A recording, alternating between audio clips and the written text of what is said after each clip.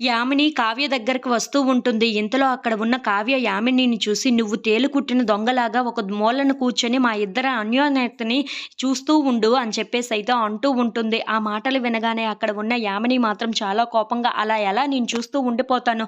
మీ ఇద్దరి మధ్యన ఎలాగొకలాగా అడ్డుకట్ట వేసుకొని మరీ వస్తూ ఉంటాను కదా!" అని చెప్పేసైతే అంటూ ఉంటుంది. ఆ మాటలు వినగానే అక్కడ ఉన్న కావ్య మాత్రం చాలా కోపంగా, "ఏంటి మా ఇద్దరి మధ్యన అడ్డుగోడలాగా వస్తానంటున్నావా? ఆ అడ్డుగోడను తోల్చుకొని మరీ వస్తారు మా ఆయన. అది నువ్వు చూస్తావు కదా నీ కళ్ళతో" అని చెప్పేసైతే అంటూ ఉంటుంది. ఆ మాటలు వినగానే అక్కడ ఉన్న యామిని అయితే ఒక్కసారిగా షాక్ అయిపోయి కావ్య వైపు అలా చూస్తూ ఉండిపోతుంది. "మా ఇద్దరి మధ్యన నువ్వు ఎలా రాగలవు? ఇప్పుడే తెలుస్తుంది కదా! మా ఇద్దరి మధ్యన ఎంత అన్యోన్యత ఉందో. ఇక నుండి కూడా అలా దొంగచాటుగానే చూసుకో" అని చెప్పేసైతే చాలా కోపంగా వార్నింగ్ ఇచ్చేసి అక్కడి నుండి రాజు దగ్గరికి కొన్ని డిజైన్స్ తీసుకొని వస్తూ ఉంటుంది. అవి చూడగానే అక్కడ ఉన్న రాజు అయితే ఒక్కసారిగా షాక్ అయిపోతూ ఉంటాడు.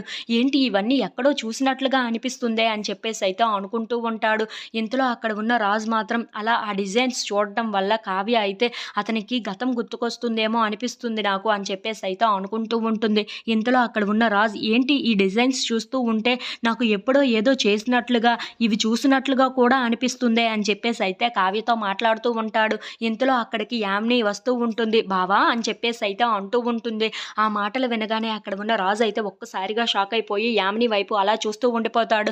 "ఏంటి నువ్విక్కడ? నిన్నెవరు ఇన్వైట్ చేశారు ఇక్కడికి? అయినా నువ్విక్కడికి రావాల్సిన అంత అవసరం ఏంటి?" అని చెప్పేసైతే గట్టిగా నిలదీస్తూ ఉంటాడు.